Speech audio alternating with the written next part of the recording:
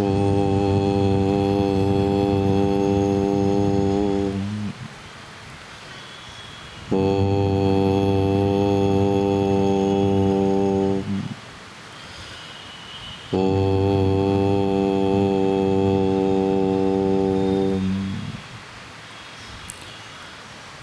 சதாசிவசமாரம்பாம் சங்கராச்சாரியமத்தியமாம் அஸ்மதாச்சாரியபர்யந்தாம் வந்தே குருபரம்பராம்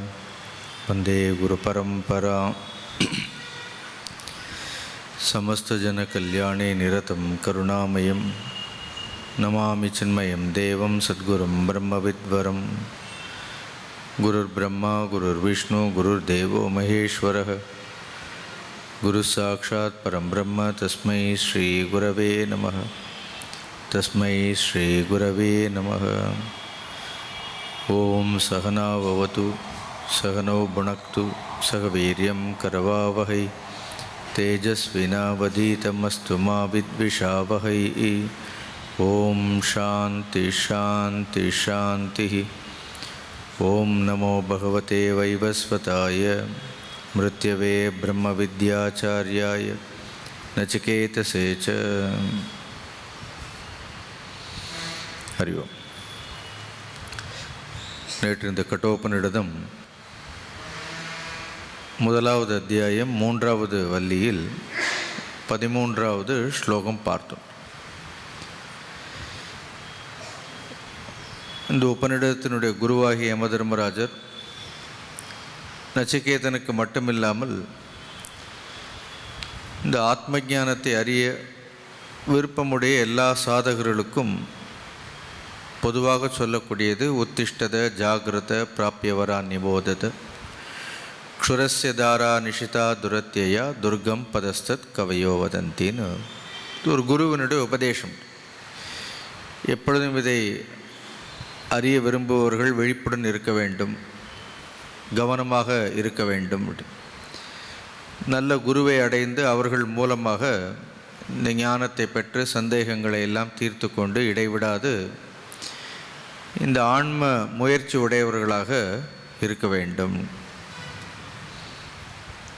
ஏனென்றால் இந்த பாதை கத்தியினுடைய முனையில் நடப்பது போன்று மிகவும் கூர்மையானது. அதனால் மிகவும் கடினமான ஒரு பாதை.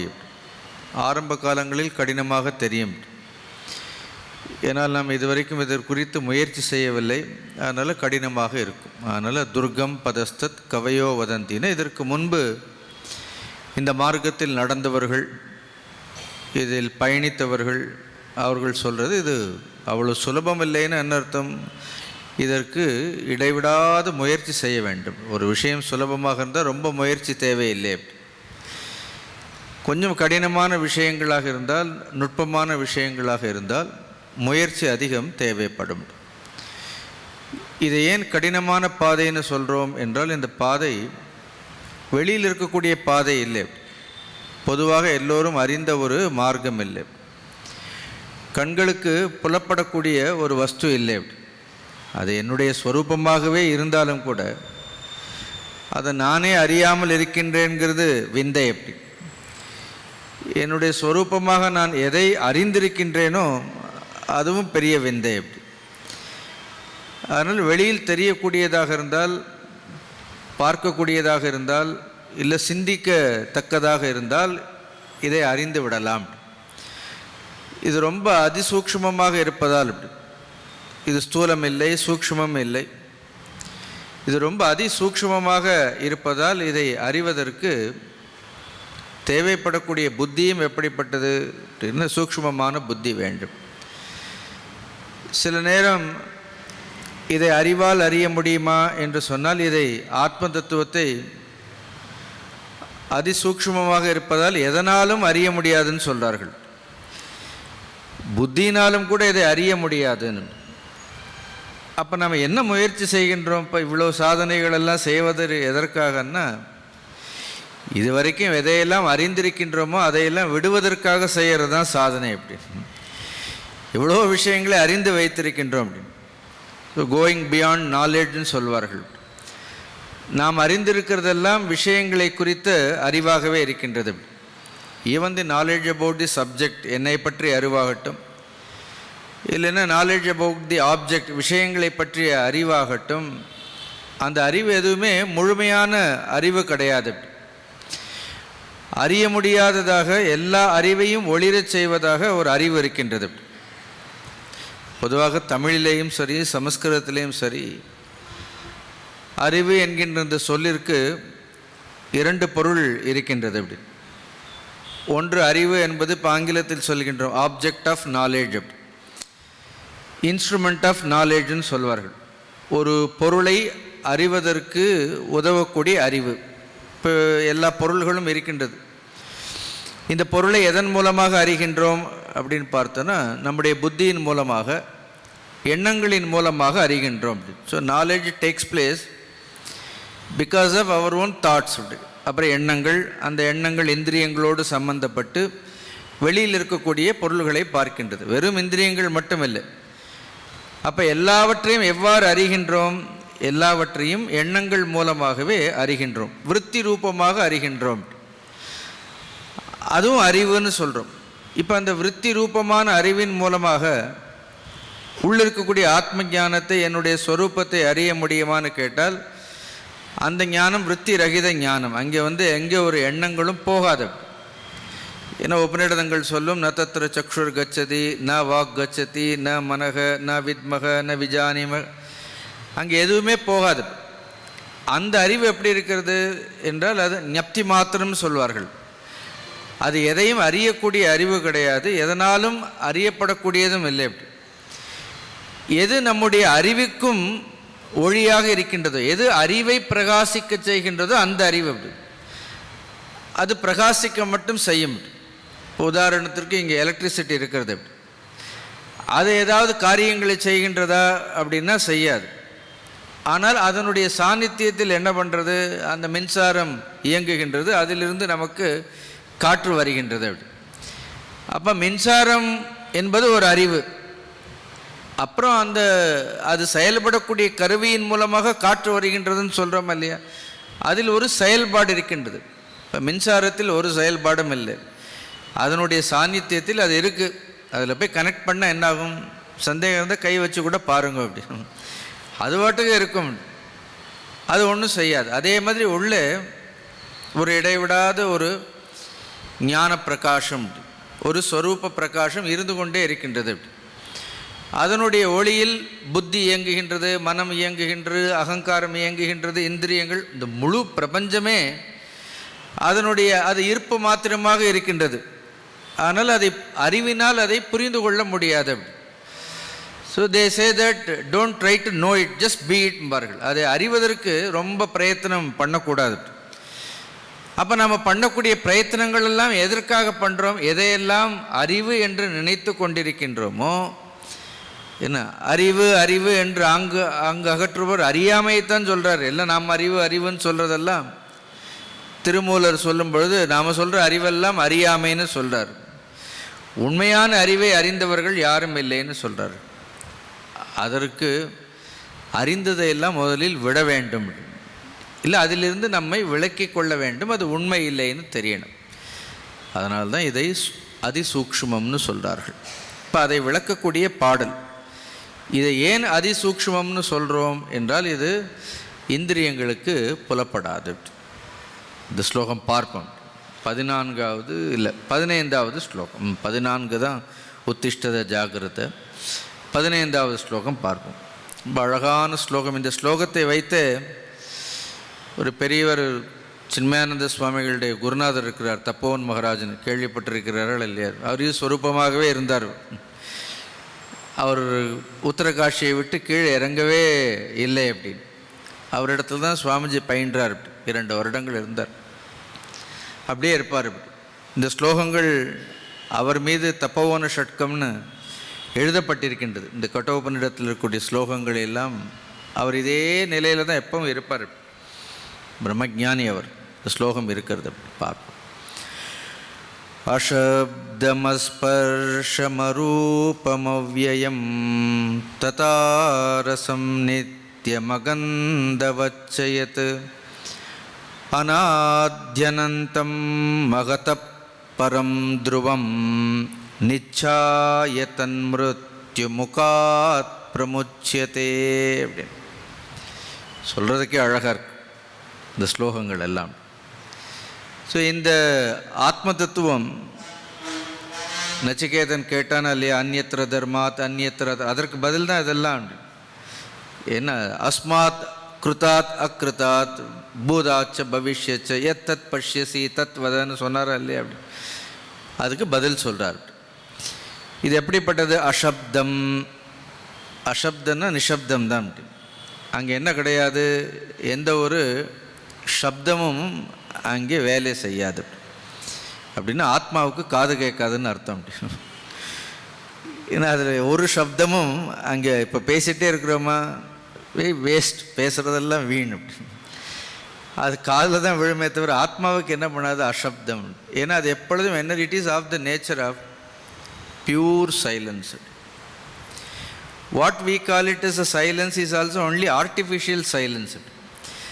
நாம் சொல்லக்கூடிய அமைதி சில சமயம் நாம் அனுபவிக்கக்கூடிய அமைதிங்கிறதுக்கெல்லாம் இப்போ அமைதியாக இருக்கா, இது கொஞ்சம் உருவாக்கப்பட்ட அமைதி அப்படி.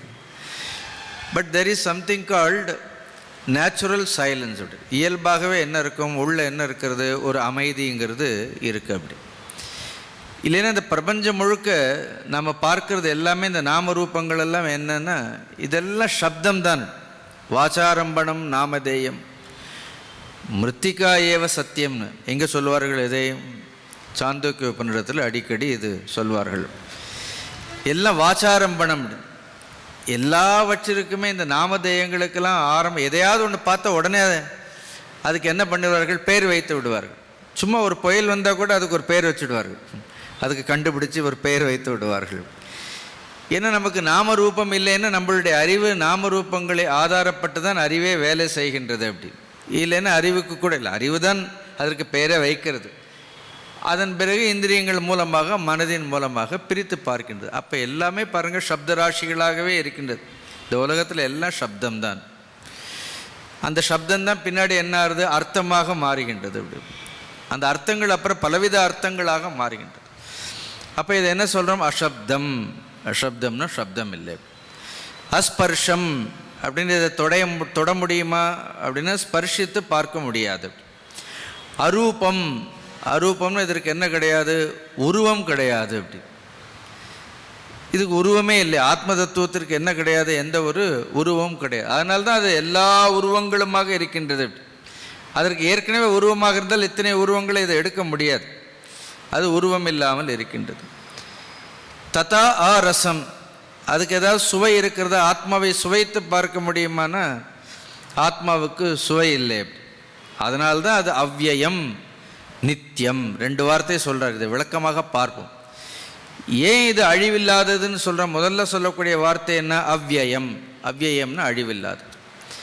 ஏன் அழிவில்லாதுன்னு இல்லை, சப்தம் இல்லை, ஸ்பர்ஷம் இல்லை, ரூபம் இல்லை, ரசம் இல்லை, இன்னொன்று மீட்டர் இல்லாததால் போடலை, அது கந்தம். ஸ்லோகத்தில் அது சொல்ல முடியல.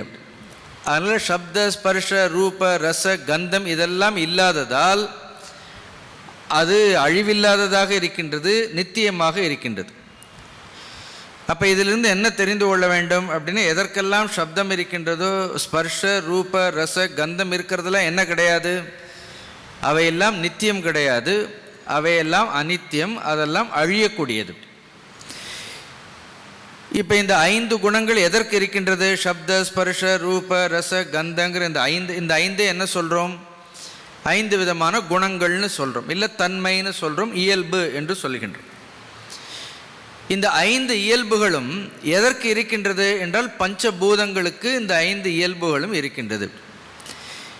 இந்த முழு பிரபஞ்சமே இதில் இருக்கக்கூடிய எல்லாமே என்ன இருக்கிறது அப்படின்னா பஞ்சபூதங்களினால் ஆனது. அதான் பிரபஞ்சன்னு பேர். இந்த பிரபஞ்சம்னு வந்தது 5 பூதங்கள், அதிலிருந்து தான் 5 இந்திரியங்கள், கர்மேந்திரியங்கள், ஞானேந்திரியங்கள் எல்லாமே 5 இருக்கிறதால இதற்கு பெயர் பிரபஞ்ச 5. இப்போ இந்த 5 இந்திரியங்களையும் பஞ்சபூதங்களையும் எடுத்துக்கொண்டால் அதற்கும் குணங்கள் உண்டு. இப்போ ஆத்ம தத்துவம் அதிசூக்ஷ்மமாக இருப்பதால் தான் அது அழிவற்றது. அப்போ பஞ்சபூதங்கள் எல்லாம் என்ன இருக்கிறது, ஸ்தூலமாக இருக்கின்றது. அதிலேயே சூக்ஷ்மமான பூதமும் இருக்கின்றது. அப்போ கொஞ்சம் கொஞ்சமாக பார்த்தீங்கன்னா எது ரொம்ப ஸ்தூலமானதோ அதற்கு குணங்கள் அதிகம். புரியுறதா? எது ரொம்ப ஸ்தூலமானதோ அதற்கு குணங்கள் அதிகம். எது குணங்கள் குறைவாக இருக்கின்றதோ அது சூக்ஷ்மமானது. எது குணங்களே அற்று இருக்கின்றதோ அது அதிசூக்ஷ்மமானது. அப்போ இந்த பஞ்சபூதங்களில் குணங்கள் அதிகமாக இருக்கக்கூடிய பூதம் எது? எந்த பூதத்திற்கு குணங்கள் அதிகம்? பிருத்திவி. இதுதான் வேதாந்தத்தினுடைய பாலபாடம் இது அப்படின்னு. பிருத்திவிக்கு என்ன உண்டு, பூமிக்கு என்ன உண்டு? 5 குணங்கள் இருக்குது. சப்தமும் இருக்கிறது, ரூப ரச எல்லாம் இருக்குது. சுவை, ஒளி, ஊறு, ஓசை, நாற்றம்னு கொஞ்சம் அந்த ஆர்டர் மாதிரி இருக்கும் தமிழில் சொல்ல முடியாது. அதனால தான் ரொம்ப தமிழ் சொல்கிறது. சப்த ஸ்பர்ஷ ரூப ரச கந்தன கரெக்டாக இருக்குது. சுவை, ஒளி, ஊறு, ஓசை, நாற்றம்னு என்ன இருக்கிறது கொஞ்சம் மாறி இருக்கிறது. எடுத்த உடனே சுவையை போட்டுடுறோம் அங்கே. ஆனால் அது அந்த ஆர்டர் மாறுறது. இப்போ பிருத்திவின்னு எடுத்துட்டோன்னா அதற்கு இந்த 5 குணங்களுமே உண்டு. அதனால் அது ரொம்ப ஸ்தூலமானது. இப்போ அதுக்கு முன்பு இருக்கக்கூடிய அதற்கு காரணமாக இருக்கக்கூடியது எது ரொம்ப ஸ்தூலமானதோ அது காரியம். அதை காட்டிலும் எதற்கு குணங்கள் குறைவாக இருக்கின்றதோ அது அதற்கு காரணமாகி விடுகின்றது. அப்போ இந்த பூமி எதிலிருந்து தோன்றியது என்று பார்த்தோன்னா இந்த பூமி ஜலத்திலிருந்து தோன்றியது. ஜலத்திற்கு எத்தனை குணங்கள் உண்டு? 5 குணங்கள் கிடையாது. ஜலத்திற்கு இல்லாத குணம் என்ன? அதற்கு மனம் இல்லை. மனம் கிடையாது. அது சுத்தமான ஜலத்திற்கு சப்தம் இருக்கிறது. ஜலம் உடனே சப்தம் இருக்கிறது. அதை தொட்டு பார்க்கலாம். அதற்கு சுவை இருக்கிறது, எல்லாம் உண்டு. ஆனால் அதற்கு இல்லாதது என்ன அப்படின்னா மனம் அப்படிங்கிறது ஒன்று கிடையாது. கந்தம் இல்லை. ஆனால் அதற்கு 4 குணங்கள். அக்னி எடுத்துக்கொண்டோம்னா என்ன கிடையாது? அக்னிக்கு சுவையும் கிடையாது. அதை சுவைக்க முடியாது. அதற்கு சப்தம் இருக்கிறது, ரூபம் இருக்கின்றது. அதை ஸ்பர்ஷித்து பார்க்கலாம். ஸ்பர்ஷம் உண்டு. அக்னியை ஸ்பர்ஷித்து பார்க்கலாம். அக்னிக்கு 3 குணங்கள். அப்போ இந்த ஜலத்திற்கும் எது ஆதாரமாக இருக்கின்றது, காரணமாக இருக்கின்றது? அக்னி காரணமாக இருக்கின்றது. இப்போ சொல்லிகிட்டே வரும்போது சொல்கிறேன், ஒன்று ஒரு ஸ்தூலமான காரியமாக இருக்கிறது, இன்னொரு காரணத்தில் அடங்கி விடுவதால் அதுவே அனித்தியமாகி விடுகின்றது. இப்போ புரியுறது? அதெல்லாம் ஏன் அனித்தியம் சொல்கிறோம்? பிருத்திவியை ஏன் அனித்தியம் சொல்கிறோம்? அது எதில் போய் ஒடுங்கிடும்? ஜலத்தில் போய் அடங்கும். ஜலத்தை ஏன் நாம் அனித்தியம்னு சொல்கிறோம்? அது அக்னியில் போய் ஒடுங்கிடும். அப்போ எந்த காரியங்கள் எல்லாம் ஒரு காரணத்தில் போய் ஒடுங்குகின்றதோ அந்த ஒடுக்கம் உடையதை அனித்தியம்னு சொல்கிறோம். எவ்வளோ விஷயங்கள் இருக்கிறது பாருங்கள். அப்போ காற்றுன்னு எடுத்துட்டோன்னா அதுக்கு சப்தம் இருக்கிறது, ஸ்பர்ஷம் இருக்கிறது. காற்றுக்கு ரூபம் கிடையாது, அது ரொம்ப சூக்ஷ்மம், அது ஸ்தூலம் கிடையாது. காற்றை யாராலையும் என்ன பண்ண முடியாது? காற்றை ஸ்பர்ஷித்து பார்க்க முடியுமே தவிர, அது சப்தத்தை கேட்க முடியுமே தவிர நேரடியாக அதை கண்களால் என்ன பண்ண முடியாது? காற்றை பார்க்க முடியாது. அப்போ இன்னும் அதிசூக்ஷ்மமானது எது என்று பார்த்தோம் என்றால் ஆகாயம் என்பது அதிசூக்ஷ்மமானது. அதற்கு என்ன உண்டு? அதற்கு சப்தம்ங்கிற ஒரே ஒரு குணம் மட்டும்தான். ஆகாயத்திற்கு சப்தம் மட்டும்தான் உண்டு. ஆனால் எல்லா பஞ்சபூதங்களும் மற்ற 4 பூதங்களும் எதில் ஒடுங்கிவிடும் அப்படின்னு? ஆகாயத்தில் ஒடுங்கிவிடும். சரி, இந்த ஆகாயமும் நித்தியமானதா அப்படின்னு பார்த்தா அந்த ஆழ்ந்த உறக்கத்தில் எங்கேயாவது ஆகாயம் தெரியறதா? இஸ் தேர் எனி ஸ்பேஸ் அப்படின்னு பார்த்தா ஆழ்ந்த உறக்கத்திற்குள்ளே போனோன்னு என்ன கிடையாது? அங்கே சப்தம் இல்லை, ஸ்பர்ஷம் இல்லை, ரூபம் இல்லை, ரசம் இல்லை, கந்தம் இல்லை. இல்லை சுவாமிஜி, அங்கே இதெல்லாம் இருக்குன்னா ஆழ்ந்த தூக்கத்தில் இல்லைன்னு அர்த்தம், வேற ஒன்றும் இல்லை. ஆழ்ந்த தூக்கத்தில் எதே எந்த எந்த ஸ்பேஸ் இருக்கிறது? வடக்கு இருக்கிறதா, கிழக்கு இருக்கிறதா, மேற்கு இருக்கிறதா? ஒரு திசைகளும் இல்லை. அப்போ ஆகாயமும் எங்கே போய் ஒடுங்குகின்றது? ஆகாயமும் உள்ளே இருக்கக்கூடிய ஏதோ ஒரு தத்துவத்தில் அது ஒடுங்குகின்றது. அப்போ அந்த தத்துவம் எப்படிப்பட்டது அப்படின்னா அது நித்தியமாகவே இருக்கக்கூடியது. அதிலிருந்து பஞ்சபூதங்கள் எல்லாம் வெளியில் வருகின்றது. மீண்டும் பஞ்சபூதங்கள் எல்லாம் என்னாகின்றது? அதில் போய் ஒடுங்குவதால் இந்த பஞ்சபூதங்களை எல்லாம் அனித்தியம் என்று சொல்கின்றோம். இது எப்படிப்பட்டது அப்படின்னா இதற்கு இது அழிவில்லாததாக இது இருக்கின்றது.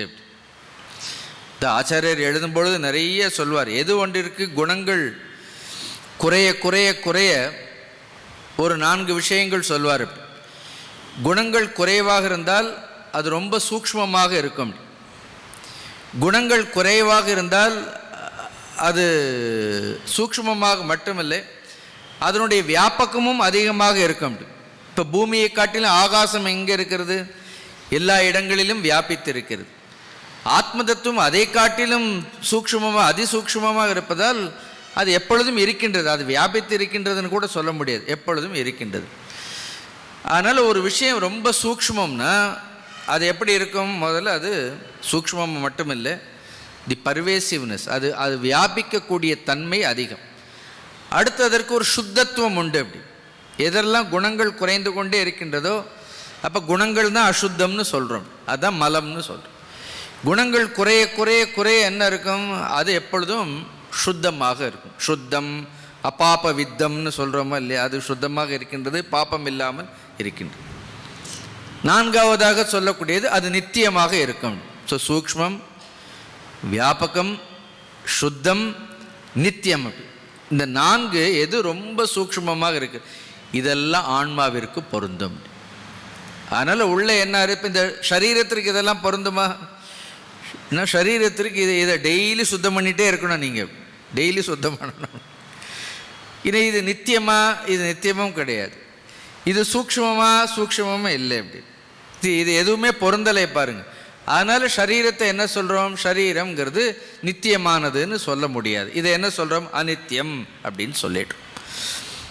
அனித்தியம் மட்டும் எது இது இந்த குணங்கள் எல்லாம் இல்லையோ அது அவ்யயம். அவ்யயன புரியுறதா? அவ்யயம் என்றால் ந வியேதி. ந வியேதி, வியேத்தின்னு என்ன அர்த்தம்? எது குறைவதில்லையோ, தேவதில்லையோ, அழிவதில்லையோ அதற்கு என்ன சொல்கிறோம்? நக்ஷீயத்தேன்னு சொல்வார்கள். அதற்கு மற்றதெல்லாம் பாருங்கள், ஜாயத்தே, மிரியத்தே, வர்த்தத்தே, விபரிணமானத்தே, அப்புறம் என்ன ஆகும் அப்படின்னா மிரியத்தேன்னு. அதுக்கெல்லாம் இது எத்தனை விகாரங்கள்னு சொல்கிறோம்? இது ஷட் விகாரங்கள். இதெல்லாம் 6 விகாரங்களை உடையது. ஆத்மாவிற்கு என்ன இல்லை? ஒரு விகாரமும் இல்லை. இப்போ வச்சுட்டு வஞ்சகம் பண்ணுறோமா இல்லையா நாம் எல்லாரும்? ஒரு விகாரமும் இல்லாமல், ஒரு விகாரம் இல்லை உள்ள, என்ன ஒரு விகாரமும் இல்லை. அது எப்பவும் எப்படி இருக்கிறது? அது சுத்தமாகவே இருக்கின்றது. எவ்வளோ அழகான உள்ள எவ்வளோ ஒரு பெரிய ஒரு பொக்கிஷம் வைத்து கொண்டே இருக்கின்றோம். அதனால தான் அது அவ்யயம். அது மட்டுமில்லை, அதை என்ன சொல்கிறோம்? அதை நித்தியம்னு சொல்கிறோம். அது எப்படிப்பட்டது அப்படின்னா நித்தியமானது என்று சொல்வது உண்டு. முதல் 2 லைன் முடிஞ்சதா? அசப்தம் அஸ்பர்ஷம் அரூப நித்தியம். அகந்தம் இருக்க, அவர் கந்தமும் சொல்லியிருக்கிறார், நான் கூட சொல்லலையோ நினச்சேன். அதிலே கந்தமும் சொல்லிட்டார். அதனால் இது எதுவுமே இல்லை. அகந்த வச்ச யத், அந்த யத்துங்கிற வார்த்தை ரொம்ப முறியது. எதை பிரம்மம்னு சொல்கிறோமோ, யத்னா ஏதத் பிரம்ம இது வியாக்கியாத்தம். இது வரைக்கும் எதை பிரம்மம் பிரம்மம் பிரம்மம்னு சொல்கிறோமோ அந்த பிரம்மம் நம்முடைய ஸ்வரூபம் எப்படிப்பட்டது? அங்கே சப்த ஸ்பர்ஷ ரூப ரச கந்த எதுவும் இல்லாததால், அது ஸ்தூலமாகவே இல்லாததால், அதிசூக்ஷ்மமாக இருப்பதால் அதுக்கு என்ன கிடையாது? அதை யாராலும் என்ன பண்ண முடியாது? அதை யாராலும் அழிக்கவே முடியாது. இந்த ஸ்லோகம் படித்தோமா கீதையில்? நைனம் சிந்தந்தி சஸ்திராணி நைனம் தகதி பாவக நச்சைனம் கிளேதயந்தியாபக நஷோஷயதி மாருதக அச்சேத்யோயம் அவத்யு. படித்தோம், இதெல்லாம் படித்தோம். அதை யாராலும் என்ன பண்ண முடியாது? எதனாலும் அதை அழிக்கவே முடியாது. அப்போ தைரியமாக சொல்லலாம் இல்லையா, நான் அழிவற்றவன்னு. யாருக்கும் சொல்ல வேண்டாம், நீங்களே சொல்லிக்கோ. எனக்கு என்ன கிடையாது அப்படின்னு. அழிவு என்பது என்ன கிடையாது? என்னை யாராலும் என்னுடைய ஸ்வரூபத்தை அழிக்கவே முடியும். நான் அழிவற்றவன். மனிதனுக்கு மரணம் இல்லை, அதனால் மரணம் கிடையாதுன்னு சொல்கிறோம். யார் சொல்கிறார் இதை? மரணதேவனே சொல்கிறார். மரணதேவனே என்ன சொல்கிறார்? அழிவில்லைன்னு சொல்கிறார். அடுத்து 2 வரி, அதுவும் ரொம்ப அழகான வரி. அநாதி அனந்தம் மகத பரம் துருவம். இதெல்லாம் நமக்கு சுட்டி காட்டிக்கொண்டே இருக்கின்றார்கள். இந்த ஆன்மாவை என்ன பண்ண முடியும்? வார்த்தைகளால் சுட்டி காட்ட தான் முடியும். வார்த்தைகளே அந்த பிரம்மம் இல்லை அப்படின்னு. அது அந்த பிரம்மத்தை, அந்த சத்தியத்தை அது சுட்டு காட்டுகின்றது. அடுத்து என்ன சொல்கிறோம்? அது அநாதி. இந்த வார்த்தையை நீங்கள் நிறைய படிச்சிருப்பீங்க. எது அனாதி? அவித்யமானம் ஆதி. எந்த ஒன்றிற்கு ஆரம்பமே இல்லையோ, இந்த அனாதிங்கிற வார்த்தைக்கு தமிழில் சொன்னாலும் கூட ரெண்டு அர்த்தம் சொல்லலாம். ஒரு அர்த்தம் எந்த ஒன்றிற்கு ஆரம்பம் என்று ஒன்று இல்லையோ அப்படி. ஏன்னா ஆரம்பம்னு இருந்தால் என்ன இருக்கணும்? முடிவுன்னு ஒன்று இருக்கணும். இன்னொரு அர்த்தம் அனாதி என்றால் காரணம்னு ஒரு அர்த்தம். சரி, பொதுவாக அனாதினா ஆரம்பம்னு சொல்ல. இன்னொரு அர்த்தம் என்ன? இன்னொரு அர்த்தம் அது காரணம். ஏன்னா அது அதற்கு இன்னொரு காரணம் இருந்தால் என்ன ஆயிடும்? நான் கேட்கிற கேள்வியை புரியுறதா அப்படின்னு. ஸோ இதற்கு ஆரம்பமும் கிடையாது, இதற்கு எந்த ஒரு வேறொரு காரணம், இதற்கு மேலே இன்னொரு காரணம் இல்லை. இதற்கு இன்னொரு காரணம் இருந்தால் இது என்ன ஆயிடும்? இது காரியமாயிடும். அப்படி இது காரியமாயிடும். திருப்பி எது காரியமோ அது திருப்பி எதில் போய் ஒடுங்கணும்? இந்த ரூலெல்லாம் ஞாபகம் வச்சுங்க. அது காரணத்தில் போய் ஒடுங்கினா அப்போ காரியம் என்ன ஆயிடும்? அனித்தியமாயிடும். சரி, எவ்வளவு அழகாக சொல்கிறார்கள் பார். அதனால்தான் இதை என்ன சொல்லலாம்? இது அனாதி, இதுதான் எல்லாவற்றிற்கும் மூல காரணமாக இருக்கின்றது. ஆனால் சில நேரத்தில் எல்லாவற்றிற்கும் மூல காரணம்னு சொன்னோன்னா, சங்கராச்சாரிய பகவான் சொல்லும் பொழுது இந்த உலகத்தில் ரெண்டு விதமான காரணங்கள் உண்டுன்னு சொல்வார்கள். சும்மா நீங்கள் எல்லாம் கேட்குறதால இன்னும் கொஞ்சம் ஆழமாக சொல்கிறேன், வேறு ஒன்றும் இல்லை. ஆச்சாரியர் சொல்கிறத சொல்கிறேன். இப்போ பிரம்மத்தை காரணம்னு சொன்னால் ஒருத்தருக்கு சந்தேகம் வந்துடுது. நீங்கள் பிரம்மத்தை காரணம்னு சொன்னீங்கன்னா இந்த உலகத்தில் ரெண்டு விதமான காரணங்கள் உண்டு. அப்படி ஒன்று பரிணாம காரணம்னு பெயர், இன்னொன்று விவர்த்த காரணம்னு ரெண்டு விதமான காரணம் இருக்கிறது. உடனே இந்த பிரம்மம் என்னுடைய ஸ்வரூபம் பரிணாம காரணமா இல்லை விவர்த்த இப்படிலாம் படிக்க உங்களுக்கு ஆர்வம் இருக்கா? இல்லைன்னா சப்தஜாலம் மகாரண்யம் சித்த பிரமண காரணம்னு. அதனால தான் நான் ரொம்ப இப்படியெல்லாம் சொல்கிறதுக்கு போகிறதில்லை. அது ஏதோ இந்த ராஜபாளையத்துக்கு வந்தால் தான் அது சொல்லணும்னு தோணும் அப்படின்னு. இல்லைன்னு வேற எங்கேயும் இதெல்லாம் பேசுகிறதே இல்லை. அப்படி பேசாமல் இருக்கிறது சுத்தம்னு தோன்றுறது சில நேரம். ஸோ இந்த உலகத்தில் ரெண்டு விதமான காரணங்கள் உண்டு. ஒரு காரணம் என்ன பண்ணும்? ஒரு காரியத்தை உருவாக்கிய பிறகு தான் அழிந்து போயிடும்.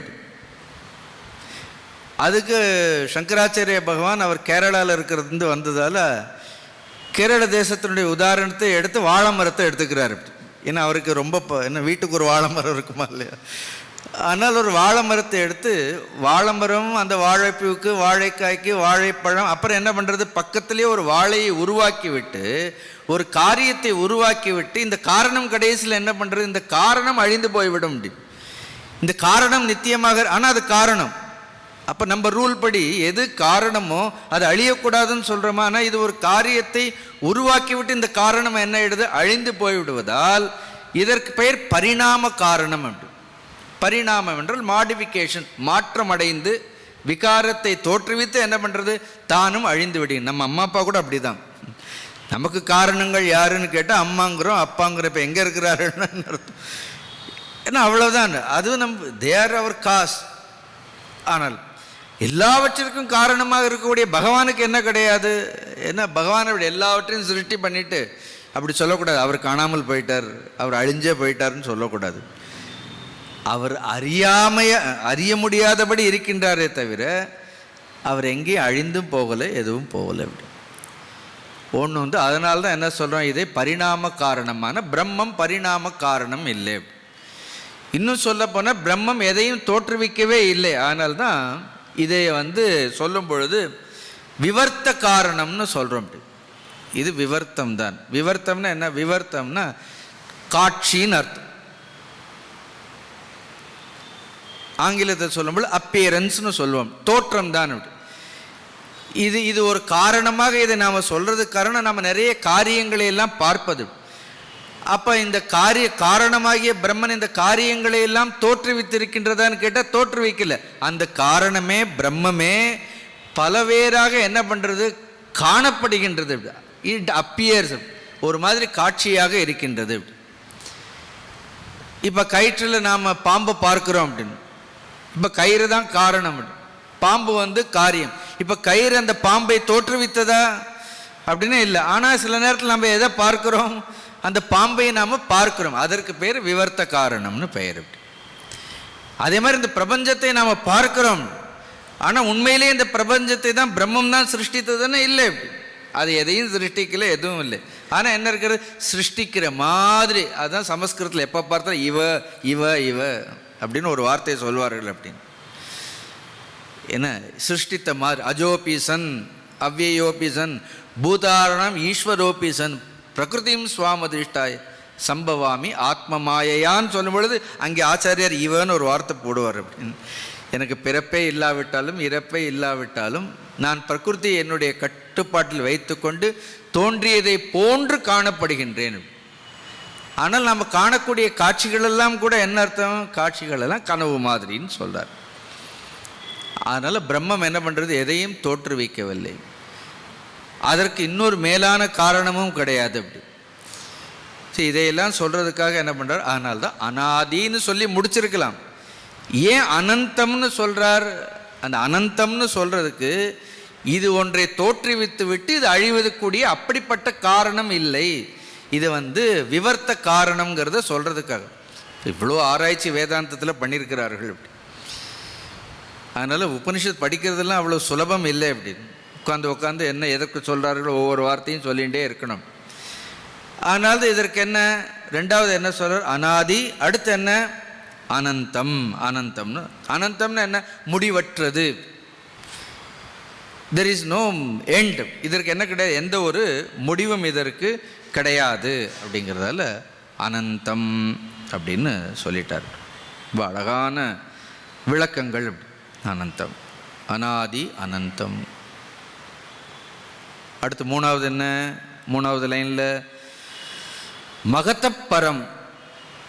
அதுவும் ரொம்ப சிந்திக்கிறதுக்கு, ஒவ்வொன்றும் இப்படி சிந்திச்சு உட்கார்ந்து இது நம்மளுடைய ஸ்வரூபம், இப்படி உட்கார்ந்து நம்மை பற்றி சிந்திக்கணும். நீங்கள் உபனிஷத்தை சிந்திக்க வேண்டாம், மந்திரங்களை எல்லாம் சிந்திக்க வேண்டாம். இப்படி உட்கார்ந்தா என்னுடைய ஸ்வரூபம் எப்படிப்பட்டதுன்னா, சப்தம் ஸ்ரூப ரச கந்த எதுவுமே கிடையாது. எந்த ஒரு ஆரம்பமும் இல்லை. எனக்கு என்ன கிடையாது, எந்த ஒரு முடிவும் கிடையாது. எனக்கு ரூபங்கள் கிடையாது, ஒன்றும் கிடையாது. எனக்கு எந்த குணங்களும் கிடையாது. எப்பொழுதுமே எப்படி இருக்கேன், முழுமையான விடுதலை அடைந்தவனாகவே நான் இருக்கின்றேன். அப்போ எங்கேருந்து இந்த பந்தம் வந்தது? சரி, வெறும் படிக்கிறதோடு நிறுத்தக்கூடாது, கேள்வி கேளுங்க. உங்களை நீங்களே என்ன பண்ணப்போ ஒரு குரு சொல்கிறாதுங்கிறதுக்காகவும் நம்பாதீங்க. பொதுவாக நாங்கள் சொல்லும்போது குரு வாக்கியத்தில் சாஸ்திரத்தில் விஸ்வாசம் வைக்கணும்லாம் சொல்கிறோம். ஆனால் அதே நேரத்தில் வெறும் விஸ்வாசம் மட்டும் போகாது. You have to question, you have to doubt all that you think. இப்போ குருவே ஒன்று சொன்னாலும் சாஸ்திரங்களே ஒன்று சொன்னாலும் அது எப்படி உண்மையான, அதை அப்படியே நம்பிட்டு ஆமாமான்ட்டு போயிடக்கூடாது. அப்படின்னு அது நமக்கு அனுபவமாகின்ற வரைக்கும் அதை சந்தேகப்பட்டுகிட்டே இருக்கணும். எல்லாவற்றையும் நீங்கள் என்ன பண்ணணும், you just keep questioning it. அதுக்காக குருவை சந்தேகப்படுங்கன்னு சொல்லலை, சாஸ்திரத்தை சந்தேகம். நீங்கள் கேட்ட விஷயங்களையெல்லாம் நீங்கள் இன்னும் என்ன பண்ணுங்கள், அதை இன்னும் உங்களுக்கு ஒரு தெளிவை கொடுக்கின்ற வரைக்கும், உங்களுக்கு புலப்படுகின்ற வரைக்கும் கீப் கொஸ்டினிங். அப்படி கேளுங்க, இது ஏன் அசப்தம்னு அது சும்மா இது சொல்கிறதால நீங்கள் அப்படியே ஏற்றுக்காதீங்க, அப்படியே ஏற்றுக்கக்கூடாது. அது அப்புறம் புத்திபூர்வமான ஒரு ஞானமாகத்தான் இருக்கும். அது உள்ள என்ன ஆகாது, அனுபவத்திற்கு அது வராது. அதனால கொஸ்டின்னு கேள்வி கேட்டுகிட்டே உட்காந்து கேட்கணும். அதனால் யாரையும் பின்பற்ற வேண்டிய அவசியம் கூட இல்லைன்னு சொல்லிடுவார்கள். ரொம்ப ரொம்ப மேலே போனால் நீங்கள் உள்ளே இருக்கக்கூடிய சத்தியத்தை பின்பற்றினா போகிறேன், எல்லாரும் பின்னாடி அலைய வேண்டிய அவசியமும் இல்லைன்னு சொல்கிறார். குருநாதர் சொல்வார், I am only the pointer, I am not the பாயிண்டர்டுன்னு சொல்லுவார். அப்படி நான் சுட்டி காட்டுபவர், அவ்வளோதான். எது சுட்டி காட்டப்படுகின்றதோ அது நான் இல்லை. அப்படி அது உங்களுக்குள்ளேயே இருக்குது, அதை நீங்களே என்ன பண்ணுங்கள், தெரிந்து கொள்ளுங்கள்னு சொல்வார்கள். அதனால் இதிலெல்லாம் அதுக்காக விஸ்வாசம் வேண்டாம். இதை விஸ்வாசத்தோடு படிக்கிறோம், சொல்கிறவர் மேலே விஸ்வாசம். ஆனால் என்ன பண்ணணும், நாம் அதை கேள்விகள் மூலமாக கேள்வி கேட்டு சந்தேகப்பட்டு கொஞ்சம் கொஞ்சமாக அதை அறிய வேண்டும். அதனால்தான் மகத்தப்பரம்னு சொல்கிறார். மகத்தக மகத் தத்துவாத் பரம். இது மகத்தப்பரம்னா மகத்தத்துவம்னு ஒன்று இருக்குது. அப்படி சரி, இந்த மகத்தத்துவம்னா புத்தி தான், வேறு ஒன்றும் இல்லை. மகத்தப்பரம், இங்கே மகத்தகங்கிற சப்தம் எதை குறிக்கிறது அப்படின்னா புத்தியை குறிக்கின்றது. ஒன்று தனி மனிதர்களுடைய புத்தி சொல்கிறோம் இல்லையா, இண்டிவிஜுவல் இன்டலெக்ட்னு சொல்கிறோம். நான் நேற்றே இதை சொன்னேன். அப்புறம் இத்தனை புத்திக்கும் ஆதாரமாக என்ன இருக்கிறது அப்படின்னா ஒரு ஈஸ்வரனுடைய புத்தி, ஒரு டோட்டல் இன்டலெக்ட்னு சொல்கிறோம். சமஷ்டி புத்தி, இதுக்கு பேர் வியஷ்டி. அப்போ ஒரு சமஷ்டின்னு ஒன்று இருக்கணுமா இல்லையா அப்படின்னு, எல்லா புத்தியும் இயக்கக்கூடிய ஒரு புத்தி இருக்க வேண்டும். மகத பரம், அதுக்கும் அப்பாற்பட்டது. எப்படி சொல்கிறார் பார், இந்த வியஷ்டி புத்தி தனி மனிதனுடைய புத்தின்னு சொன்னால் நாம் என்ன சொல்கிறோம், அல்பஜ்ஞன்னு சொல்கிறோம். அவனுக்கு பேரே, நமக்கு பேரே என்ன அர்த்தம், இன்னும் இந்த இண்டிவிஜுவல் இன்டலெக்டுங்கிறது தனி மனிதனுடைய புத்தி இஸ் ஒன்லி அல்பஜ்ஞம். ஸோ அவனுக்கு என்ன இருக்குது, அல்ப விருத்தி இருக்கிறது, அவ்வளோதான். அல்பஜ்ஞன்ன்றது அதுவும் விருத்தி தானே. புத்தினால என்ன அர்த்தம், விருத்தின்னு அர்த்தம், வேற ஒன்றும் இல்லை, எண்ணம்னு அர்த்தம். என்னுடைய எண்ணங்கள் எப்படிப்பட்டது, ரொம்ப அல்பமான விருத்தியாக இருக்கின்றது, அவ்வளோதான் அல்ப விருத்திகள்.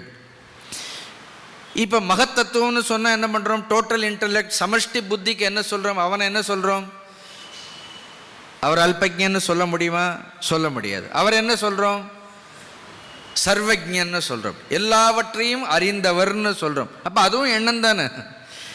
ஒருத்தர் வந்து கொஞ்சமாக தெரிஞ்சிருக்கிறார், அதுவும் புத்தி சம்பந்தப்பட்டது, விருத்தி சம்பந்தப்பட்டது தான். இன்னொருத்தர் எல்லாவற்றையும் தெரிந்திருக்கிறார்னா என்ன அர்த்தம், அங்கேயும் என்ன இருக்கிறது, ஒரு விருத்தி இருக்கிறது. அப்படி அப்போ இது எல்லாமே புத்தி சமஷ்டியாக இருந்தாலும் புத்தி வியஷ்டியாக இருந்தாலும் அதில் இன்னும் என்ன இருக்கிறது, அதில் a tinge of thought is there. மகதப்பரம்னா என்ன அர்த்தம், மகதப்பரம்ங்கிறது இப்போ ஆழ்ந்த உறக்கத்தில் நீங்கள் அல்பஜ்ஞரா, நீங்கள் சர்வஜ்ஞரா, அதான் இந்த ஆழ்ந்த உறக்கம் தான் நல்ல எக்ஸாம்பிள்.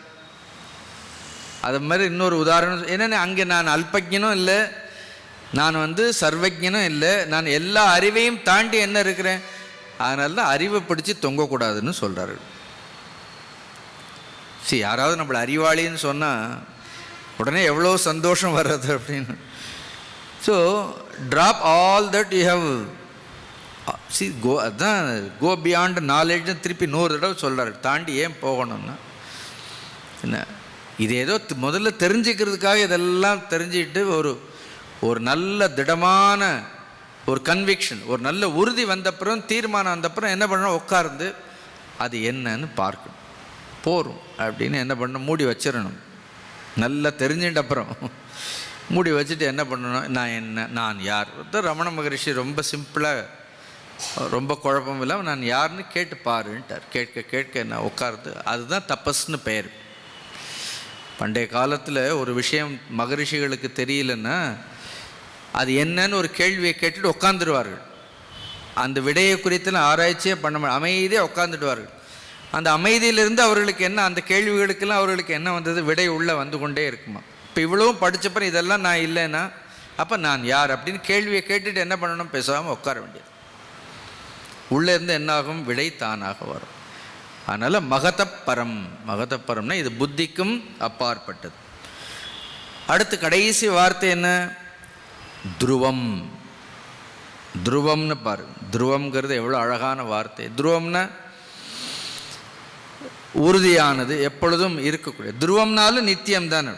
துருவம்னா எப்பொழுதும் இருக்கக்கூடியது. ஆச்சாரியார் சொல்வார் கூட்டஸ்தம்னு போட்டுடுவார்கள். ஒரு வார்த்தை இருக்கிறது சமஸ்கிருதத்தில், அதுக்கு பேர் கூட்டவத் திஷ்டதி இதி கூட்டஸ்தம். அப்படியே அசைவில்லாதது, நித்தியமானது, அப்படி இருக்கிறது.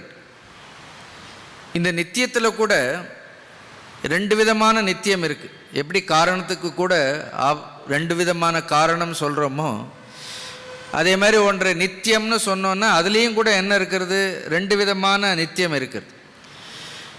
சமஸ்கிருதத்தில் அதற்கு ஒரு நித்தியத்திற்கு பெயர் ஆபேக்ஷிக நித்தியம். இங்கே ஆச்சாரியார் சொல்லக்கூடிய நித்தியம் வந்து கூட்டஸ்த நித்தியம். அப்படிங்க ஆபேக்ஷிக நித்தியம்னு என்ன அர்த்தம், பார்க்குறதுக்கு ரொம்ப நாள் இருக்கிற மாதிரி இருக்கும். மற்றதை கம்பேர் பண்ணும்பொழுது என்னாகும், இதற்கு வந்து it has a long life. சிலர் பார்த்தா 20 வயதில் போயிடுறார்கள், சில 10 வயதில் போயிடுறார்கள், இன்னொருத்தர் 100 வயது வரைக்கும் இருக்கிறாரா இல்லையா அப்படி. அப்போ இவங்களையெல்லாம் ஒப்பிடும்போது அவர் என்ன சொல்கிறோம், நித்தியமானவர்னு சொல்கிறோம். இப்போ தாவரங்களெல்லாம், எல்லா தாவரங்களை காட்டில் நீங்கள் இந்த ஆலமரம்லாம் பார்த்தீங்கன்னு என்ன, அப்பா இது 2000 வருடங்களாக இருக்கிறது, 3000 வருடங்களாக இருக்குதுன்னு சொல்கிறோமா இல்லையா. அதனுடைய பெருமையில் அங்கே ஒரு போர்டே எழுதி போட்டிருப்பார்கள். நீங்கள் ராஜபாளையம் ஸ்கூலில் கூட போய் பாருங்கள், அப்படி சொல்லுவார்கள். ரொம்ப வருஷமாக, எத்தனையோ வருஷமாக என்ன இருக்கிறது, அது மற்ற மரங்களை காட்டிலும் என்ன இருக்கிறது, அது ரொம்ப நித்தியமானது, ரொம்ப பழமையானது. உண்மைதான், அது ரொம்ப பழைய கால மரம். பட் ஆனால் அது சாஸ்வதமாக இருக்குமா, சாஸ்வதமாக இருக்குமான்னா சொல்ல முடியாது.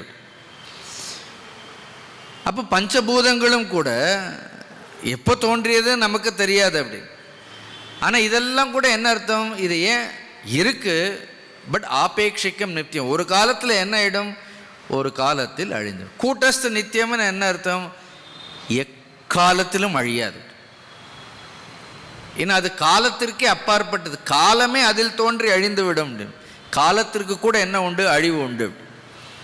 Even time ends. ஆனால் இந்த ஆன்ம தத்துவத்திற்கு என்ன கிடையாது, எந்த ஒரு அழிவும் கிடையாது. அதனால் அதை என்ன சொல்கிறோம், நித்தியம். எவ்வளோ எவ்வளோ விளக்கங்கள் இருக்கிறதா இல்லையா. அதனால் ஒரு ஒன்று நீண்ட நாள் இருக்கிறதால அதையும் நம்ப வேண்டாம். ஈவன் பிரம்மா விஷ்ணு சிவன் மும்மூர்த்திகள் கூட சிருஷ்டி போயிடுதுன்னு என்ன போயிடுவார்கள், சிருஷ்டி போயாச்சுன்னா 3 பேருக்கும் வேலை இல்லை அப்படின்னு, எங்கே இருக்கிறார்கள் அப்படின்னு. திருப்பி சிருஷ்டி வரும்போது தான் 3 பேருக்கும் வேலை அப்படி. அப்போ அவர்கள் அந்த பிரம்மா விஷ்ணு சிவன் சொல்கிறது கூட என்ன கிடையாது அப்படின்னு. அந்த பிரம்ம வஸ்துலேருந்து பார்க்கும்போது அதனுடைய நித்தியத்துவம் கூட ஆபேட்சிக்கம் தான் சொல்கிறோம் நம்ம. ஆனால் சொல்ல பயப்படுவோம் நம்ம. ஆனால் உண்மை அதுதான், உண்மை அதுதான். ஏன்னா சிருஷ்டியில் தானே மும்மூர்த்திகள், சிருஷ்டி இல்லைன்னா என்ன மும்மூர்த்திகள்னு ஒன்றும் கிடையாது. பட் உள்ளே என்ன இருக்கிறது, இது எல்லா சிருஷ்டிக்கும் அப்பாற்பட்டு. சுவாரஸ்யமாக இருக்கு அவங்களுக்கு இதெல்லாம். அதான் சொல்கிறேன். நிச்சாய, நிச்சாயன்னு அதை மட்டும் அண்டர்லைன் பண்ணுங்க. நிச்சாயன்னு என்ன அர்த்தம், நிச்சாய, நிச்சாயில் நிச்சாய, நிச்சாயன்னா அவகம்ய அப்படின்னா உள்ள இதை நீ என்ன பண்ண நல்ல உருப்போடுன்னு சொல்கிறார்கள். இந்த ஸ்லோகத்தை நீங்கள் ஒன்றும் மனப்பாடம் பண்ணணும், அசப்தமஸ்பர்ஷ மரூப், அது வேண்டாம். அந்த அந்த தாத்பரியம் தெரிஞ்சதா, தாத்பரியம் தெரிஞ்சப்பறம் என்ன பண்ணணும், உட்காந்து என்ன பண்ணணும், அவகம்ய, அவகமனம் அப்படின்னு என்ன அர்த்தம், அண்டர்ஸ்டாண்டிங். இட்ஸ் மோர் ஆஃப் வேதாந்தம்ங்கிறது ரொம்ப ஆழமாக புரிந்து கொள்வது. ஆழமாக இது ரொம்ப புரிய புரிய புரிய புரிய என்னாகும் அப்படின்னா நிறைகுடம் ததும்பாதுன்னு சொல்கிறோம். when complete understanding takes place you become quiet, அமைதி ஆகிடும். இன்னொன்று வேதாந்தம் இந்த உண்மை சத்தியம் புரிய புரிய நம்ம சாதாரணமானவர்கள்னு தெரிஞ்சு போயிடும். இன்னும் அசாதாரணமானவர்னு இல்லை, நம்ம ரொம்ப சாதாரணமானவங்க. அதனால் ரொம்ப சத்தியம் தெரிந்தவர்கள், உண்மை தெரிந்தவர்கள் ரொம்ப எளிமையாக ரொம்ப சாதாரணமாக இருப்பார். இவர்களுக்கு இது தெரியுமான்னு கூட கண்டுபிடிக்க முடியாது. அப்படி பார்த்துருக்கேன். நான் பார்த்த மகத்தான மனிதர்கள் எல்லாம், நான் பிரம்மஜானின்னு அவர்களை எத்தனையோ பேருக்கு அறிமுகப்படுத்தினாலும் அவர்கள் அதை நம்பவே இல்லை. அப்படி அவங்களுக்கு பிரம்மஜானின்னா என்ன இருக்கணும், அவங்கள சுற்றி ஒரு 100 பேர் இருக்கணும், இருந்தால் தான்.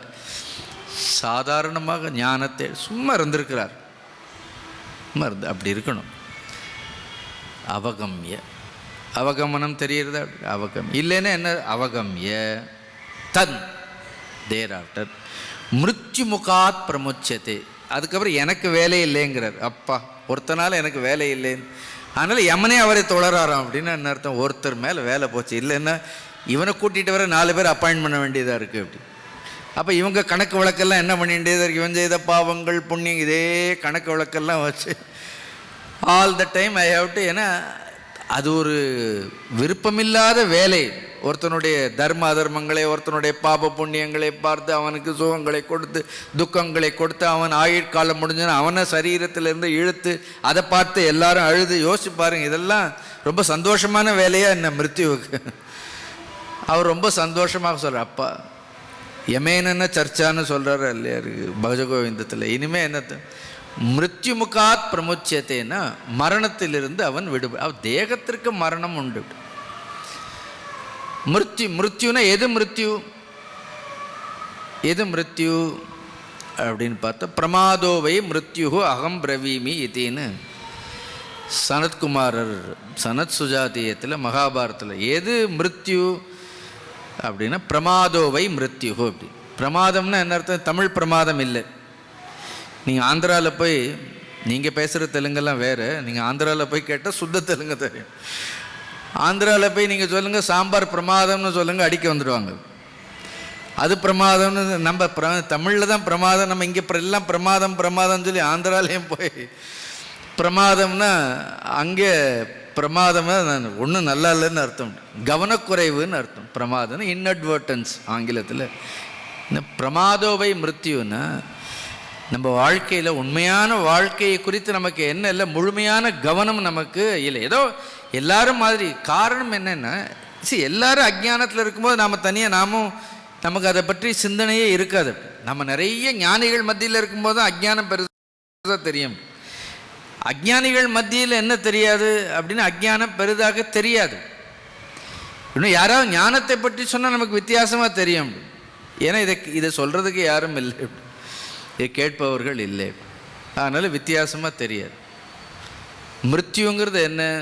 அவித்யா காம கர்மம், இதுதான் மிருத்யுன்னு ஆச்சாரியரே எழுதியிருப்பார். பாஷ்யத்தை எடுத்து பாருங்கள். மிருத்யுன்னா ஏதோ மரணம் அடைகிறது இல்லை, அவித்யா தான் மிருத்யுன்னு சொல்கிறார். அவித்யை மிருத்யுன்னு சொல்கிறார். அது மிருத்யு முகாத். மிருத்யு முகம்னு என்ன? இது ஜாஸ் ஆஃப் த டெத்துன்னு சொல்வார்கள். மரணத்தினுடைய பிடி, மரணத்தினுடைய வாயிலிருந்து என்ன பண்ணிட்டார்கள்? இல்லைன்னா அந்த 11ஆவது அத்தியாயம் படித்து பாருங்கள், தெரியும். எல்லாம் உள்ளே போவாங்க. போய் அதுவும் அந்த பற்களெல்லாம் எப்படி இருக்கும்? எல்லாம் கோரமான பற்களோடு. என்ன அர்த்தம்? எல்லா உத்தமாங்கைகள்லாம் படிச்சிருக்கீங்களா? அது மண்டையெல்லாம் தவிடு பொடி ஆக்கி கடா கடான்னு. இது எதுக்கு? மரணத்தினுடைய வாயிலிருந்து விடுபட்டவர்கள். we should gently leave this body. அதான் நான் எப்பவும் சொல்லுவேன், ஆர்ட் ஆஃப் லிவிங்கை விட ஆர்ட் ஆஃப் லீவிங்னு சொல்லணும். You should know how to just leave. யார் பிடிச்சி துரத்தக்கூடாது அப்படி. ஏன் நீங்கள் வாட்சை பார்க்குறதுக்கு முன்னாடி நான் எழுந்து போயிடணும் அப்படின்னு. You should gently leave. எந்த இடத்துமே இருந்தாலும் சரி, எங்கே போனாலும் சரி, அப்படி நீங்கள் வர்றதும் தெரியக்கூடாது, நீங்கள் போகிறதும் தெரியக்கூடாது. மிருத்யு முகாத். ஏன்னா ஜாஸ் ஆஃப் த டெத். அந்த மிருத்யுனுடைய முகத்தை ஏதாவது பார்க்க முடியறதா நம்மளால்? You can't C. மிருத்யுனுடைய முகத்தை பார்க்க முடியாது. You can't understand. அதை புரிந்து கொள்ளவும் முடியாது. அஜ்ஞானத்தை பார்க்க முடியறதா? பார்க்க முடியல. பாரு, யூ கான்ட் சி இக்னோரன்ஸ். அறியாமையை பார்க்க முடியாது. Can you understand ignorance? You can't understand ignorance. அதை புரிந்து கொள்ளவும் முடியாது. அனிர்வச்சனீயம்னு சொல்லிடுவார். அதை புரிந்து கொள்ளவும் முடியாது. அதை பார்க்க முடியல, அதை புரிந்து கொள்ள முடியல. ஆனால் அதுக்குள்ளேயே தான் இருக்கும், அதில் போய் விளரும் அப்படின்னு. அதனால தான் என்ன சொல்கிறார்? அவித்யிலிருந்து. அதே மாதிரி தான் காம கர்மங்கள் எல்லாம் அப்படி. அவித்யா, காம, குரோத, இதெல்லாம் மிருத்யு. அப்போ நம்ம யாரை கூடயே வச்சிருக்கிறோம்? மிருத்யுவை கூடயே வச்சுட்டே இருக்கிறோம் அப்படின்னு. இனிமேல் ஒன்றும் நம்ம ஒன்றும் மரணம் வரைக்கும் காத்திருக்கணும்னு அவசியம் இல்லை. ஏற்கனவே எதை அனுபவித்து கொண்டே இருக்கிறோம்? நாம் மிருத்யுவைத்தான் அனுபவித்து கொண்டே இருக்கின்றோம். we are only experiencing death.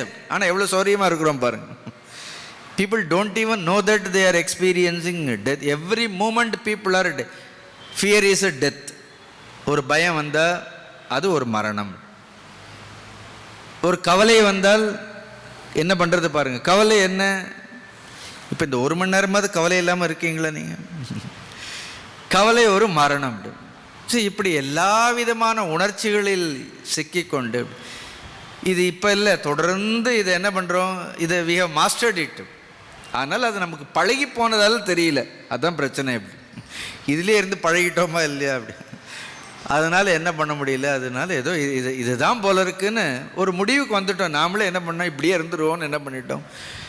இப்படி ஒவ்வொரு பிறவியிலையும் நமக்கு நாமே சமாதானம் செய்து கொண்டு, இதுதான் போல இருக்கு வாழ்க்கை, இதுதான் சமாதானம் செய்து கொண்டு இன்பங்களை அனுபவித்து துன்பங்களை அனுபவித்து பிறந்து இறந்து 4 பேரை குறை சொல்லிட்டு 4 பேரை தொந்தரவு பண்ணிட்டு எவ்வளோ பிரச்சனைகளோ கடைசியில் என்ன பண்ணுறோம்? அப்பா இவர் போனால் போதும்னு என்ன ஆயிடுது? போனால் போறோன்னு சமயத்தில் எங்ககிட்டே வந்து கேட்பாங்க. வீட்டில் ரொம்ப வயசானவங்க இருப்பாங்க, எப்போ போவாங்கன்னு கொஞ்சம் சொல்லுங்கள் சுவாமிஜி கேட்பாங்க. நீங்கள் ஜனங்க என்ன கேட்பாங்கங்கிறது எங்களுக்கு தான் தெரியும் அப்படின்னு. Because people can't manage people.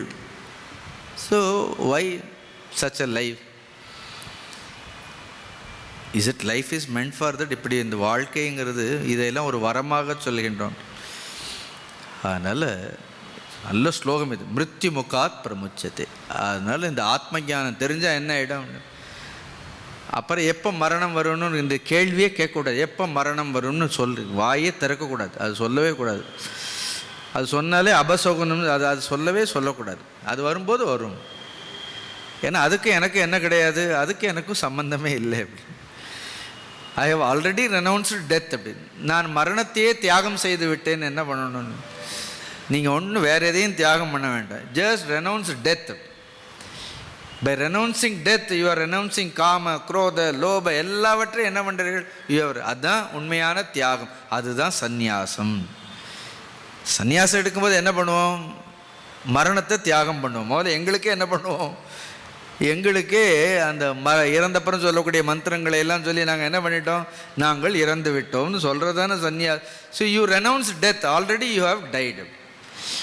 அப்புறம் ஆச்சரியம் என்னன்னு, திருப்பி பர்த்டே கொண்டாடிட்டே இருப்பார்கள். அதுதான் ஆச்சரியமாக இருக்கும் அப்படின்னு. இப்போ எங்கிட்ட சாமிஜி நீங்கள் என்னைக்கு பிறந்தீங்கன்னு கேட்பார்கள். சரி, already this man is dead அப்படி. I should not even remember when I am born. தேவையில்லை. அதுக்கப்புறம் உட்காந்து கொண்டாடிட்டு இருக்கணுங்கிற அவசியம் இல்லை. மிருத்யுமுகாத் பிரமுச்சத்தை அப்படின்னு சொல்லி இப்போ இந்த அடுத்த 2 ஸ்லோகங்களில் இந்த அத்தியாயத்திற்கு இதுவரைக்கும் இப்போ 3 பார்த்தோமா? முதல் அத்தியாயத்தில் 3 வள்ளி தானே சொல்லி அதனுடைய பலஸ்ருதி மாதிரி இதை இத்தனை பொறுமையாக, இவ்வளோ எனக்கு தெரியாது எத்தனை வகுப்புகள் எடுத்திருக்கிறோம், இவ்வளோ பொறுமையாக உட்காந்து கேட்டிருக்கிறீர்களா இல்லையா அப்படின்னு. இதை உண்மையிலே புரிந்து கொண்டு மரணத்தினுடைய பிடியிலிருந்து வெளியில் வந்தோம் என்றால் இது எவ்வளோ அற்புதமானதுன்னு சொல்லார்ப்பார். நாச்சிகேதமுபாக்கியானம் மிருத்யு புரோக்தம் சனாதனம் உக்த்வா ஸ்ருத்வா ச மேதாவி பிரம்மலோகே மஹீயதே. இது பலஸ்ருதி. நாச்சிகேதம் உபாக்கியானம். நாச்சிகேதம்னா நச்சிகேத சம்பந்தி, தத்திதம். நச்சிகேதனை பற்றிய, நச்சிகேதனோடு சம்பந்தம் உடைய. உபாக்கியானம், உபாக்கியானம்னா கதைன்னு சொல்ல வேண்டாம், இந்த சம்பவம். சில சமயம் கதைன்னா அது ஏதோ கதைன்னு, நிகழ்வு. நச்சிகேதனுக்கு நடந்த இந்த நிகழ்வு, நச்சிகேதன் சம்பந்தப்பட்ட இந்த நிகழ்வு. இங்கே நச்சிகேதன் சம்பந்தப்பட்டது என்ன என்ன நிகழ்வு அது? It is only gaining knowledge, ஆத்ம ஞானம்தான் நச்சிகேதனுடைய நிகழ்வில் முக்கியமானது. என்ன வேறு ஏதாவது இருக்கா? வேற ஒன்றும் இல்லை. நச்சிகேதன் சாப்பிட்டாரு, உட்காந்தாரு, தூங்கினாருன்னு ஏதாவது இருக்கா? ஒன்றும் இல்லை. எவ்வாறு இந்த ஞானத்தை நச்சிகேதன் யமதர்மராஜனிடந்து குருவினிடமிருந்து பெற்றான்கிறது தான் சம்பவம். நம்மளுடைய வாழ்க்கையில் வேறு எந்த வரலாறு இருக்கவே கூடாது. அப்படி ஞானத்தை பெற்ற வரலாறு மட்டும்தான் ரொம்ப முக்கியம். சும்மா வரலாற்றை எழுதி என்ன பிரயோஜனம்? ஸோ நச்சிகேதம் உபாக்கியானம். ஸோ நச்சிகேதன் எதற்காக யமதர்மராஜனிடத்தில் போனான் அப்படின்னு கேட்டால் என்ன சொல்லலாம்? வேறு ஒன்றும், ஏன்னா இடம் கேட்டு போகலை, நிலம் கேட்டு போகலை, பணம் கேட்டு போகலை, வேறு எந்த ஆசை, ஞானத்திற்காக போனார். மிருத்யு புரோக்தம். மிருத்யு புரோக்தம் மீன்ஸ் மிருத்யுனா புரோக்தம். திருத்தியா விபக்தி, அது 3ஆம் வேற்றுமை உருபது.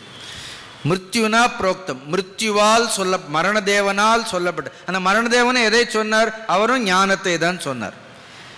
அப்போ யார் ஒருவர் நச்சிகேதன் கேட்ட இந்த ஞானத்தை படிக்கின்றார்களோ, யார் ஒருவர் யமதர்மராஜன் சொன்ன இந்த ஞானத்தை கேட்கின்றார்களோ, அதனால் ஞானம்தான் முக்கியம். இதில் யமதர்மராஜன் முக்கியம் இல்லை, நச்சிகேதன் முக்கியம் இல்லை, கதை முக்கியம் இல்லை. எது முக்கியம்? எது முக்கியம்னா ஆத்ம ஞானம் முக்கியம். உக்த்வா, உக்துவான இதெல்லாம் சொல்லி, உக்தம்னா சொல்கிறது, உக்துவானா இதை சொல்லி சொன்னாலோ இல்லைன்னா ஸ்ருத்வா.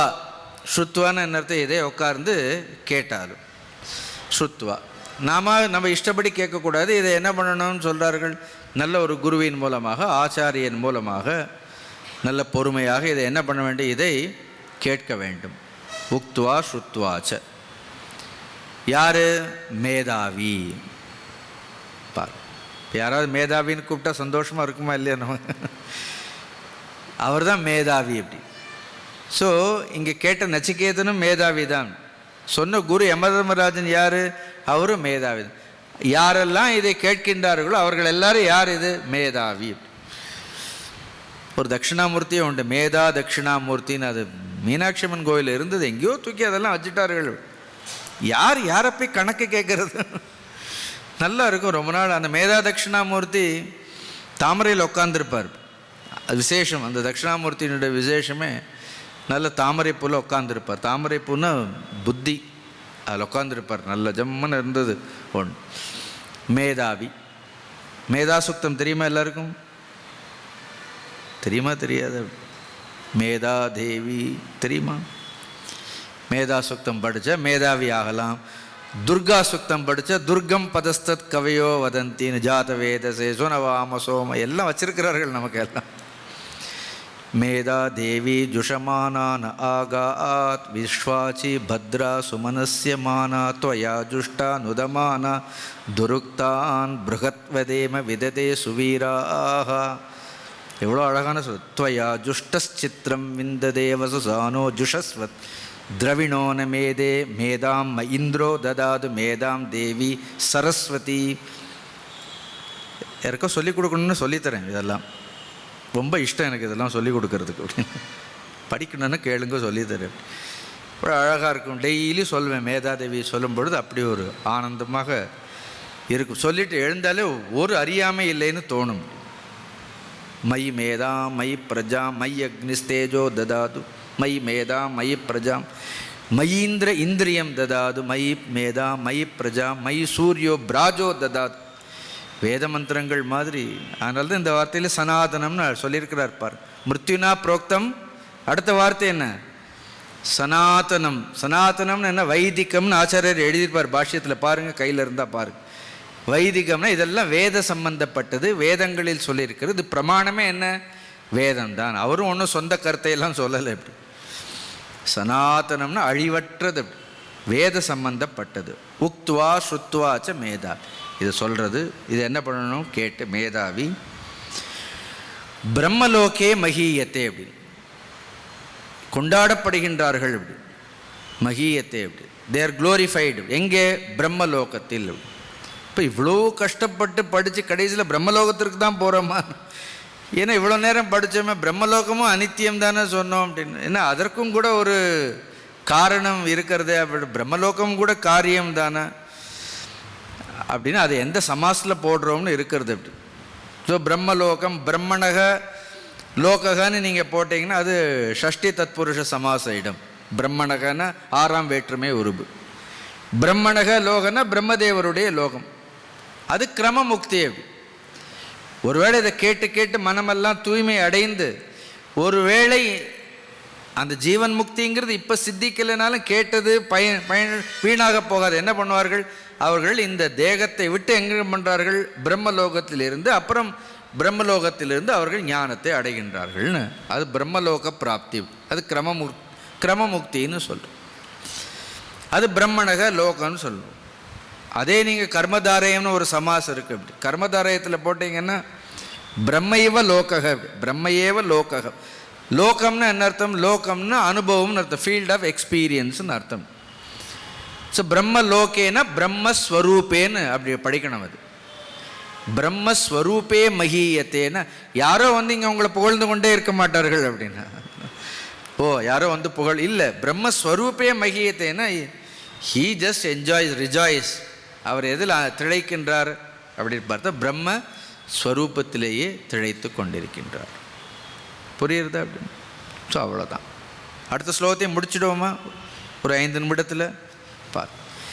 யயிமம் பரமம் குஹ்யம் ஸ்ராவயேத் பிரம்ம சம்சதி பிரயத ஸ்ராத்த காலேவா ததானந்த்யாய கல்பியதே கல்பத்தே ததானந்த்யாய கல்பத்தே. 2 தடவை சொன்னால் முடியறதுன்னு அர்த்தம். யக யாரொருவர் இமம். இமம்னா இந்த ஞானத்தை. எப்படிப்பட்ட ஞானம் இது? பரமம் குஹ்யம்.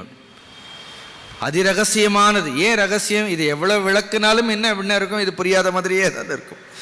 அதை விட என்னென்னா சில நேரம் புரிஞ்ச மாதிரி வேறு இருக்கும். அது இன்னும் ஆச்சரியம்.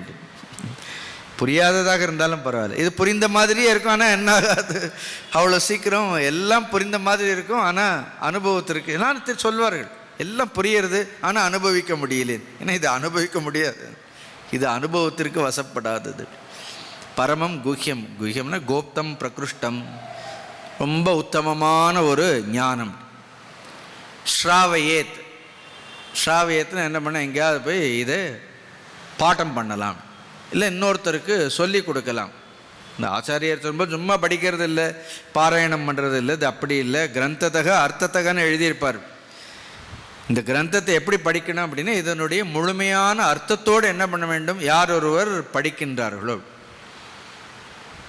ஸோ வெறும்னா சும்மா படிக்கிறது இல்லை, பாராயணம் பண்ணுறது, அதனுடைய அர்த்தத்தை புரிந்து கொண்டு தானும் சொல்லி, ஸ்ராவியத்னா பிறரையும் என்ன பண்ணுறார்கள், பிறரையும் யார் ஒருவர் கேட்க செய்கின்றார்களோ. அப்படி பிரயத்தக சொல்கிறவரும் எப்படி இருக்கணும், சுத்தமாக இருக்கணும். பிரயத்தகன்னா என்ன, சுச்சீர் பூத்வா, சும்மா உட்காந்து கேட்கக்கூடாது. நான் வியாழக்கிழமை ஒரு 6 to 7 உபநிடத வகுப்புகள் எடுக்கிறேன் ஆன்லைனில். அது முழுக்க சங்கர பாஷ்யம்தான். மொத்த சங்கர பாஷ்யத்தையும் பிரித்து சாந்தோக்கியத்திலேருந்து கிட்டத்தட்ட 7-8 உபநிஷத்து, 6 to 7. ஸோ முதல்ல பார்த்தா நிறைய பேர் வந்தார்கள் சேர்றதுக்கு. அடுத்த கிளாஸ் முடியும் போது சொன்னேன், எல்லோரும் குளிச்சுட்டு உட்காரணும், குளிக்காமல் உட்காரக்கூடாதுன்னு. அடுத்த வாரம் பார்த்தா பாதி பேரை காணும் அப்படின்னு. எனக்கு ரொம்ப சந்தோஷம் அப்படி. ஏன்னா ஒரு நல்ல உபனிஷத் கேட்கணுன்னா என்ன பண்ணணும், உட்காந்து நல்லா குளித்து நெத்தியில் நல்ல விபூதிகளெல்லாம் வச்சு சுச்சிகி பூத்வா. இவங்க ஆன்லைனில் உட்காந்துட்டு கையில் ஒரு காஃபி கப்பு, இன்னும் ஒரு டீ கப்பு, முகத்தை கழுவுனார்களான்னு தெரியாது. நாம் உட்காந்து என்ன பண்ண, அசப்தம ஸ்பர்ஷம் அரூப வச்சு. மரியாதை இல்லாதவர்களுக்கு இதை சொல்லக்கூடாது. எத்தனை பேர்லாம் கேட்கிறார்கள், இது எத்தனை பேருக்கு சொல்கிறோன்னு முக்கியம் இல்லை. யமதர்மராஜர் எத்தனை பேருக்கு சொன்னார் இதை, நச்சிகேதன் ஒருத்தனுக்கு தான் உட்கார வச்சு சொன்னார். ஒருத்தர் இருந்தாலும் இது ஸ்ரத்தையோடு பக்தியோடு. அதான் இந்த ஸ்ராத்த காலேன்னா 2 அர்த்தம் இருக்குது அப்படி. ஏன்னா இதே யமதர்மராஜர் தர்மபுத்தர் இடத்துலே கேட்பார், ஸ்ராத்த காலம் ஆக்கியாகின்னு கேட்பார். ஸ்ராத்திற்குரிய காலம் எதுன்னு ஒரு கேள்வி யக்ஷபிரஷ்னத்தில் இருக்கும். அதனால் பிரயத்தக, அப்படி யாராவது ஒருத்தர் சுத்தமாக இருந்து கொண்டு தூய்மையானவர்களுக்கு பிரம்ம சம்ஸ்திதி, சம்சதின்னு என்ன அர்த்தம், நன்று கற்றவர்களுடைய சபை, சம்சதின சபையில் பிரம்ம பவனம், அப்படி ஒரு நல்ல சபையில் தூய்மையாக இருந்து கொண்டு தூய்மையானவர்களுக்கு தானும் சொல்லி பிறரும் கேட்க செய்தால் ததா அவர்கள் எதை அடைவார்கள், அனந்தாய கல்பத்தே. அனந்தாயன்னு என்ன அர்த்தம், அனந்த பலம்னு அர்த்தம். அனந்தாயன்னா அனந்த, எல்லையற்ற பலனை. எல்லையற்ற பலன்கிறது என்ன, மற்ற எல்லா பலனுக்கும் எல்லை உண்டு. இந்த ஞானத்திற்கு என்ன கிடையாது, இந்த ஞானத்தை உள்ளபடி அறிவார்கள். அப்படி வா, அல்லது ஒன்றா பிரம்ம சம்சிதி அப்படின்னா நல்லா படித்தவர்கள், இல்லைன்னா இன்னொரு இடம் என்ன, ஸ்ராத்த காலை. ஸ்ரார்த்த காலத்தில் ஸ்ரார்த்தம் பண்ணுற, நான் அதை ஸ்ரத்தையினுடைய காலம்னு சொல்லுவேன். பட் ட்ரெடிஷ்னலாக சொல்லும்பொழுது நல்ல ஸ்ரார்த்த கர்மங்களெல்லாம் பண்ணும் பொழுது அந்தணர்களையெல்லாம் வரவழைத்து அவர்களுக்கு உணவெல்லாம் கொடுத்து பித்ருக்களை எல்லாம் அவர்கள் ரூபமாக பார்க்கிறோம், அவர்களை பித்ருக்கள் வடிவமாக பார்த்து இதையெல்லாம் சொல்லும் பொழுது அங்கே இது சொல்லப்பட்டால் அந்த பித்ருக்களுக்கு வாழக்கூடிய காலத்தில் இதை கேட்கறதுக்கு ஒரு வாய்ப்பு இல்லாமல் போகலாம். அதனால் அவங்க திருப்பி பித்ருக்களாக இருந்து பிறந்து கொண்டே இருப்பார்கள்.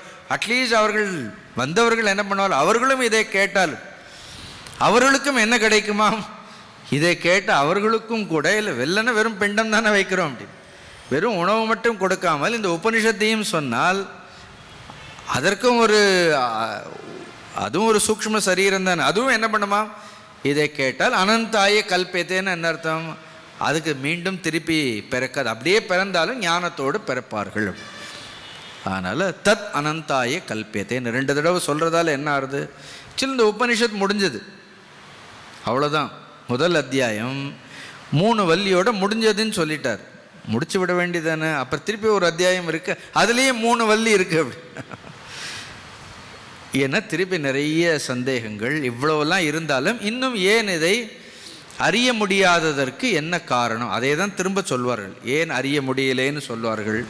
திரும்பி எப்படியெல்லாம் இதை அறிவிக்கலாம், இதை அறிவதற்கு என்னெல்லாம் செய்யலாம்னு சொல்வார்கள். அதனால் நாளைக்கு நாம் இந்த 2வது அத்தியாயத்தினுடைய முதல் வள்ளியினுடைய மந்திரங்களை பார்ப்போம். ஓம் பூர்ணமத பூர்ணமிதம் பூர்ணாத் பூர்ணமுதச்யதே பூர்ணஸ்ய பூர்ணமாதாய பூர்ணமேவாவசிஷ்யதே. ஓம் சாந்தி சாந்தி சாந்தி. ஹரி ஓம். ஸ்ரீ குருப்யோ நமः. ஹரி ஓம்.